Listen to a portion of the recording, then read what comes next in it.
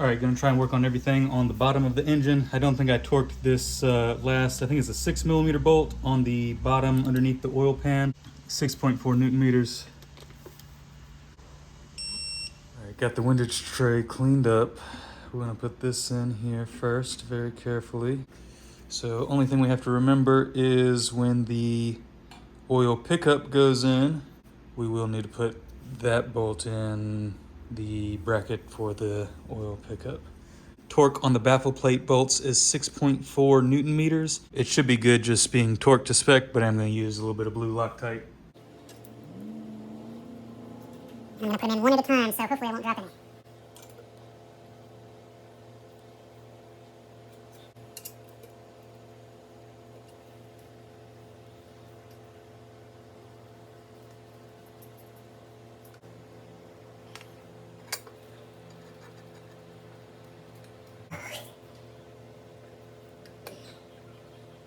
Playing with fire with these.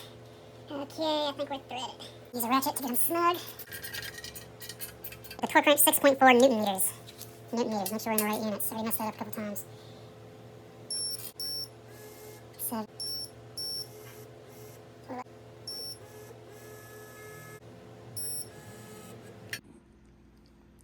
All right, that was the old O-ring. This is the new O-ring that's actually in the bag.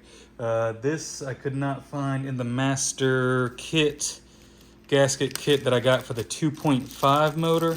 I don't know if I lost it or if I just couldn't find the right one, but this one was ordered OEM from Subaru. So we're gonna put this O-ring right on there. And that should be all it takes. Then we will install, make sure the O-ring's there, right? Not falling off. Put it in its home and it fits nicely. Put Loctite on this last bolt for the baffle plate. Whoa! Rid of some of that Loctite. We're gonna hopefully not drop this down in there. There we go. Pick up bolts slightly different than the baffle plate bolts. Oh, look at this, dangerous. 2 hands. Please don't fall in there. That one's threading in nicely. This one's a little cold. Are we going to persuade it? Yeah.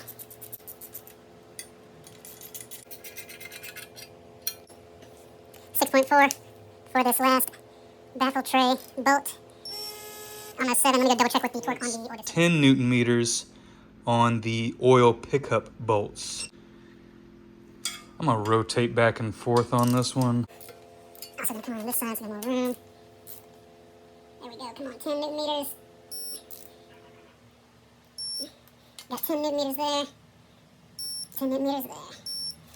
Everything's torqued. Baffle plate and whatever that is. Oil pickup. I'm going to mark these. All right, that was the old O-ring that actually goes on the oil pan. This is the new O-ring already on the oil pan. It was very difficult to tell. That other one was so hard and brittle. I thought it was actually part of the oil pan. I was like, man, where does this oil O-ring thing go? Goes right there. I just had to break the other one off, put the new one on. I'm pretty sure the ridge goes facing, what would that be? That would be upwards, facing up. That's the way it came off. I'm pretty sure that's the way it looks like in the diagram. This, I actually got a fresh thing of Permatex Ultra Gray. I'm gonna coat the perimeter of the oil pan. I'm gonna wipe everything down one time, then do the Permatex, then we'll put it on. Sealant path, basically just go around the middle of the oil pan. All right, let's see what happens. Come on, baby. There we go.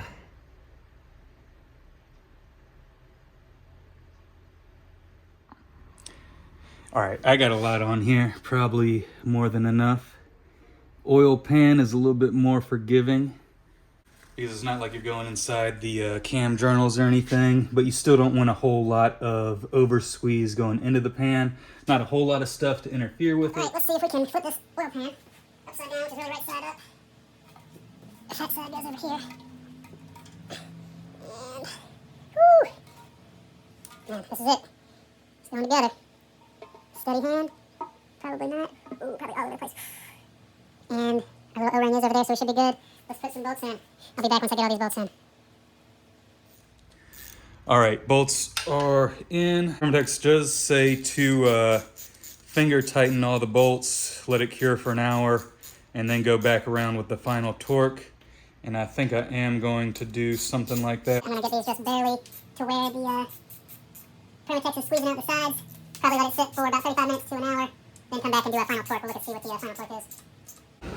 All right, not sure if you can tell, but we do have a nice little bead just barely starting to ooze out all the way around, except for this back little corner, probably where I tried to pry it off. I think we're gonna be good because I did get the inside lip of that oil pan, so it should be fine. I'm gonna let it sit for about 30, 45 minutes, come back and do a final torque. All right, on page 78, doesn't tell you what the torque is for the oil pan bolts, but here we see T1, it goes over a little dotted line over into the oil pan. T1, 5 Newton meters. All right, there we go, 5 Newton meters. No torque sequence, so I'm just gonna go around twice.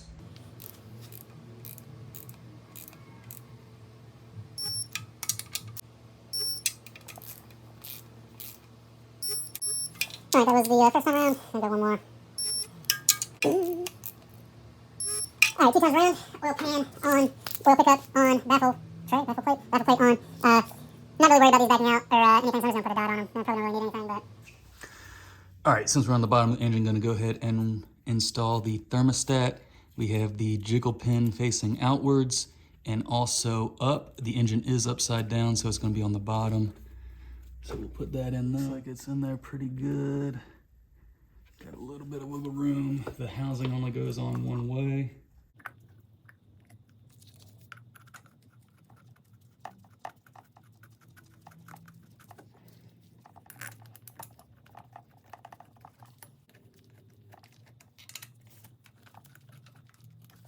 Something's not right.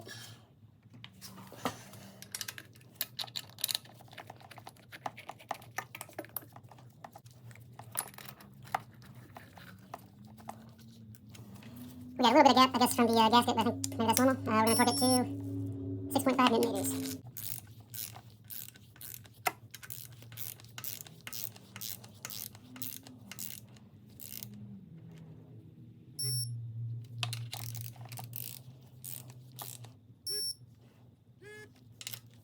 There we go. All right, page 80, number 33, install the oil cooler. Always use a new O-ring, tightening torques T1 that holds the oil cooler, 54, T2, the little coolant nipple that goes in the block, 69 Newton meters. It almost looks like that little thing is backwards. The thread should be on the other side, shouldn't they? Anyway, O-ring, install oil. I didn't see any crush seal or anything like that. There is a little bit of residual RTV, so that's just what I'm gonna do. I'm gonna put a little RTV on the top, bottom sides of these threads towards the outside. Put a little ultra gray on there, and we'll torque it down. All right, just got a little bead of ultra gray right here. Just gonna smooth it out a little bit.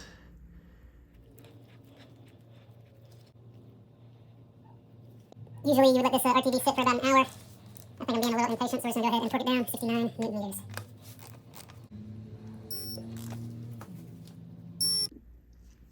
Both these new ones came in the kit. I don't know why they send two. Maybe this is for the STI. It takes 2 of them. I did notice I had like 3 rear main seals and a bunch of cam seals, so maybe it's for multiple applications. On the old one, this little seam did appear to be on the top side, so I'm just gonna put it back the same way. Looks like it doesn't really fit, but there it is in there. All we should have to do is maybe put that on there and then put this here. I did clean up the oil cooler and this bolt. Let's make sure O-ring is good. O-ring is good. Put this guy in here.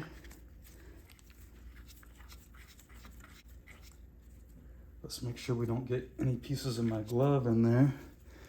That wouldn't be good. It'd be really bad, actually. All right, no glove pieces in there. 54 Newton meters. This is a 24 millimeter socket for both the coolant nipple and for the oil cooler. Not really sure the exact orientation, but it looks like it lines up good enough, so we're just gonna call that good. 54. All right, slight little difference here on the bottom of the oil pump. You can see that's where the screw goes to hold that little crossover coolant pipe. And it's just a little extrusion that comes down out of the bottom of the pump where the threads are. So we come over here, we're looking at the bottom of the engine, and we don't have that same thing. It looks like it's got this whole piece right here. This is an 11 millimeter pump. I believe the one on the old motor is a 10 millimeter. So it looks like there's a little casting difference in between the two of those. It's just a stay to hold the pipe, so it's not super important, but I'm gonna see if I can figure something out and make it work. I also have two of the little bypass pipes. The original one, pretty rusty. I grabbed this one off a parts motor in the basement. Still a little rusty, but a little bit better, so I'm gonna try and use this one. And we'll see if we can figure out how to link it up. This bracket I think was bent just a little bit, so we might need to bend it back. So the reason I mentioned the oil pump is it's got these little tabs, can't see it. Got these little tabs on the back, so it won't sit up flush with that. Maybe I'll bend these tabs out or something. Maybe we'll just hold it where it is. But let me swap over this one little elbow, maybe clean this up a little bit, and we'll see if we can put it on. All right, so we're just gonna put this on here like this. Looks like that's right. Put this, let's move. Move these clamps around. I should have done that before. Okay, that's on there. This is here. This might not be the final orientation. Let's see if we can sneak this guy on here.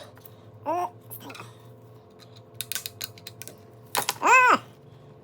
Okay, might need to go ahead and twist this. Try to close the timing cover so we don't mess up the timing belt. Looks like we got this one on here fairly decent. Put the clamp on there. Looks like this one is close to where it needs to be. So we'll put the clamp on. Try to. Can't get it. Come on, baby. Whoa! Put this, I don't know what orientation this clamp was on. And on. All right, this bolt is the one that came with this crossover tube from a 2.0 motor in the basement. This is the one that came off the motor out of the WRX. It's a little bit smaller. It doesn't have that flange on it. So if we're looking right here, that 10 millimeter bolt with the flange was just barely coming in contact with the timing cover, so I'm gonna put this smaller one on. I'm just gonna lift up on the crossover tube, try and make sure we have as much clearance between the timing cover, that outer center timing cover, and we're just gonna give this a snug down. And it feels pretty good. And then you can see right behind here, when I tightened it up, it just kind of, little edges on the bracket kind of just met the oil pump right there. I did snug it down kind of good. All the hose clamps are on, this one, this one, this one, this one, this one, except for this one. Not sure how I got this one off. I think I used some angled needle nose. Not sure how I'm gonna get it back on where it needs to be, but let me fool around with it.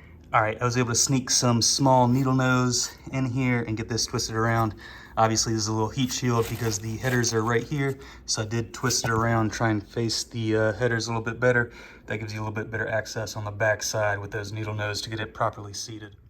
All right, motor mounts are gonna be the last thing on the bottom of the engine that we're gonna work on. These T1, looks like it's 35 Newton meters. All right, pretty sure the motor mounts are directional. Got the exhaust covered up so all the grime that comes off here that I didn't clean up won't fall in there. Right side, this is the right side, it's upside down. So we should be able to put this right here. Should be able to. There we go. 35 Newton meters.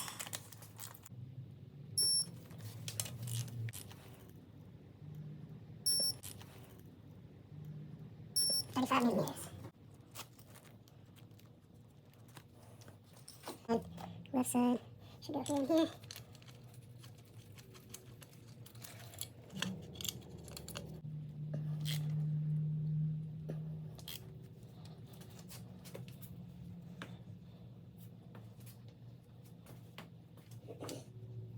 I think this one's actually backwards. You can see I wrote L and R on the back sides of them, and it didn't quite look like this one was on there properly. because it's interfering with the pan a little bit, and then it didn't look even. It didn't look symmetrical to the other one where it would bolt into the cross member. So if we flip it around, now they both look like they have the correct angle.